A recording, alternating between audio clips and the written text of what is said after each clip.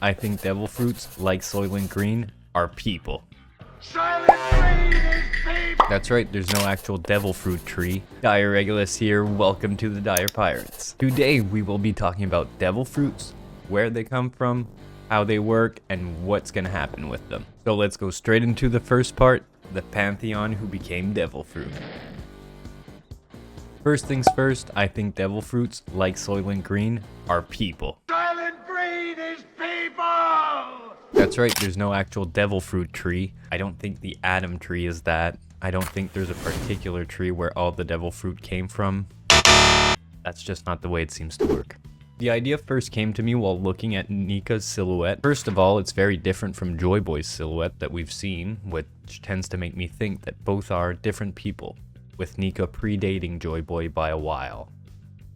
The other thing that I've noticed, especially since it's something we've seen on recent awakenings like Luffy, Rob Lucci, and Kaku, is that Nika does not have the ring of clouds that those ones have. Making me think Nika has no devil fruit. He was probably just an incredibly powerful hockey user like Shanks. Or maybe even Joy Boy like Kaido seems to imply himself. And if we take a look at that silhouette, there's probably other things we can notice. First, the sword, which may signify that Nika was a prominent swordsman. Then there's also the spear, whose tip looks a lot like the top of the head of most of the Mont Blanc family people. So there could be some links there as well. But the main thing about Nika being an incredibly powerful hockey user is I think this may have allowed him to infuse his lineage factor or life force into a fruit once he passed. The idea behind this ties a lot into stuff that's been covered by one of the great One Piece theorists out there, Parvision. I recommend going to check out his Devil Fruit Seed video, as well as his Devil Fruits are Training Wheels for Hockey video, after this video of course, but they're great, I recommend them. So I think that Nika, and maybe other beings of his hockey level, were able to infuse the very first fruits with their lineage factor to create the first round of Devil Fruits. And from there, the Devil Fruit, through different users, advances its skill towards becoming closer and closer to an actual incarnation of Nika or the others that infused the fruit. So for example, Luffy, who managed to awaken into Nika, is probably not the first user of the Gomu Gomu no Mi. There's probably been prior users that have trained the fruit to reach back to its original level. But who could be those other beings that may have done what Nika did? Well, the first one is you, who just subscribed using your incredibly good observation hockey and liked this video at the same time. Begging aside, I think the Pantheon also included probably some members that were precursors to current races. For example, a mink, maybe a fishman, maybe even a tontata that we know are a pretty ancient race. Honestly, if I get a chance to look a bit more into this, I'd love to maybe make a different video on the exact members of the Pantheon. But if you have any ideas of who they may be, please drop a comment and let me know. I might even go over those later on if there's enough. But if such powerful beings were required to create the first devil fruits, why did we manage in the end to get normal devil fruits like your average giraffe or your average leopard? Well, it's quite simple, and it's a concept we've seen before. As it's been said, humans used to be able to fly, but one day they stopped believing they could, so they didn't fly anymore. While the other side to that coin would be, people didn't know they could become devil fruits. Beings didn't know they could become devil fruits. Until some beings did become devil fruits. So from there, since they knew they could, they believed in it, and it became easier. And that's why I think it's time for us to kill the classifications. I think devil fruit classifications come from a place of ignorance. People of the One Piece world tried to classify the different things, but there's so much overlap in many cases, I think it's useless. And the reason for this is, if every devil fruit was a living being, well, every devil fruit is a Zoan anyways. It's all about one's desire to transfer their lineage factor. And I think desire even factors into the circulation of those fruits in the real world. Let me explain this to you in a concept I like to call the Kaido paradox.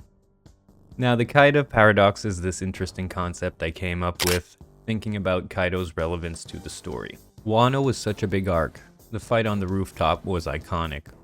But what if I told you Kaido's biggest narrative importance actually happened long before that? His biggest contribution to the story would have actually happened during that very disjointed flashback that we saw. And through that contribution, he even would have caused his own demise. So basically, it goes that Kaido, through his desire to find Joy Boy, would have put the Nika fruit back into circulation. Nika, Joy Boy, they're two figures that the world government is trying to erase at their best and very little people are aware of, which is proven by Nami in a recent chapter where even she is not aware of who Sun God Nika is.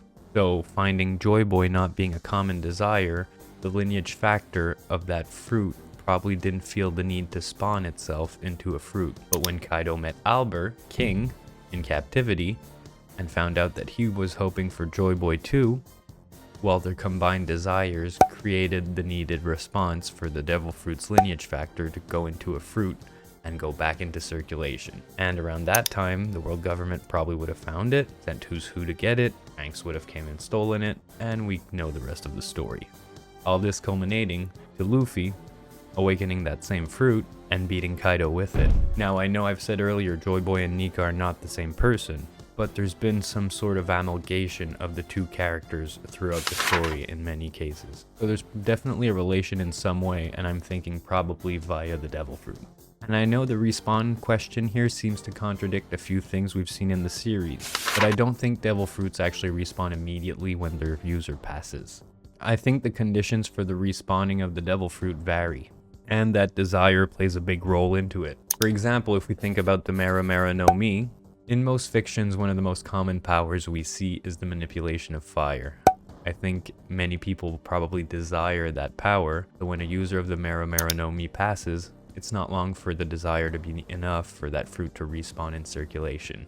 There also seems to be very specific conditions where you can create an instantaneous respawn, whether it's Blackbeard when he steals some devil fruit, or Caesar with the axolotl fruit. In both cases, the transfer of power here is almost instant, but I think we're lacking a lot of details for these instances. Just as an example, as a reverse to the axolotl fruit, Monet's fruit never respawned close by.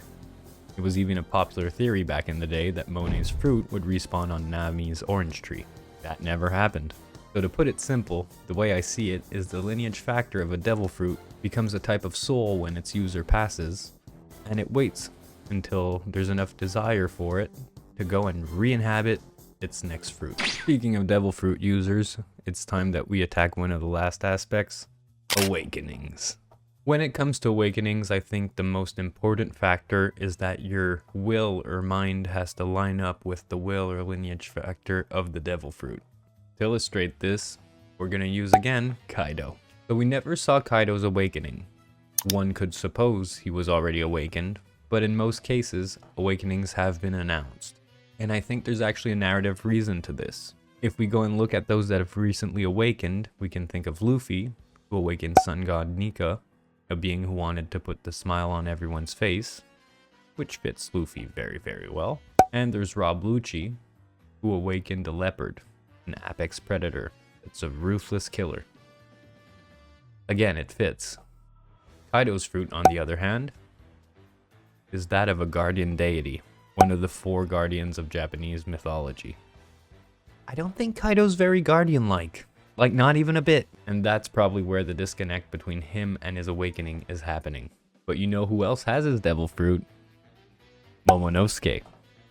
Momonosuke, under the great mentorship of Kinemon, has grown to become a great ruler and will probably become a great guardian of his people. I wouldn't put it past Oda to give us Momonosuke awakening the devil fruit by the end of this story.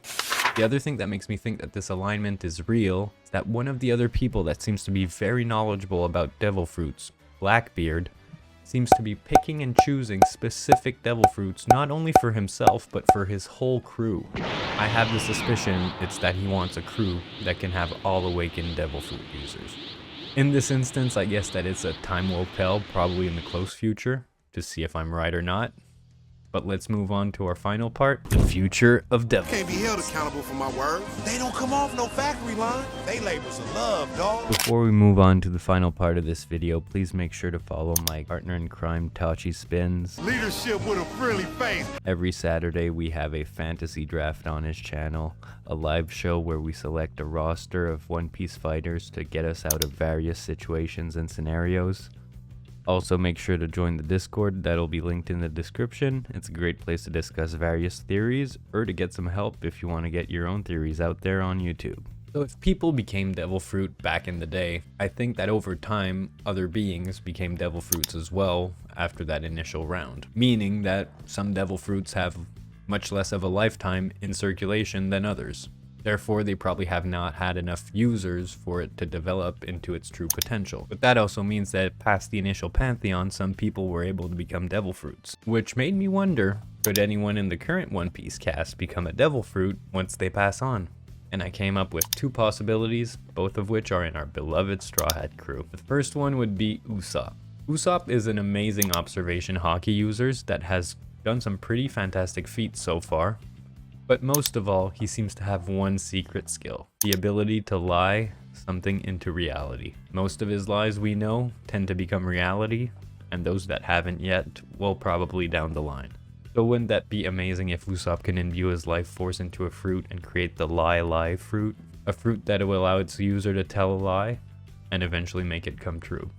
The second one, and I believe it's our strongest case for it, would be Nami. Not only has Nami recently been hinted to have Conqueror's Haki by our big Uncle Fish Jimbei, not only that, but she has a unique skill when it comes to weather control. It's been recognized by the scholars of Weatheria. Usopp, who made the climate act, made it specifically for her because he knew that even she would use it better than he could, even though he's the inventor. And weather seems to be a hard issue to master. It's even one of Vegapunk's weak spots. And because of that, I think that by the end of Siri, Nami will unlock some pretty unreal feats when it comes to weather control. From there, she could possibly maybe pass on using her Conqueror's Haki, move her life force or lineage factor into a devil fruit that would allow someone to, in the future, to become the weather fruit user. Happily by then the story would be over and we would not have to see that broken fruit in circulation, but hey, that would be fun. Thanks for sticking along, but most of all, if you have any ideas of who might become a devil fruit after the story, let me know in the comments as well. I'd love to get your guys' takes on the ideas in this video. Maybe go over them in a future video. But hey, in any case, thanks for clicking, thanks for watching.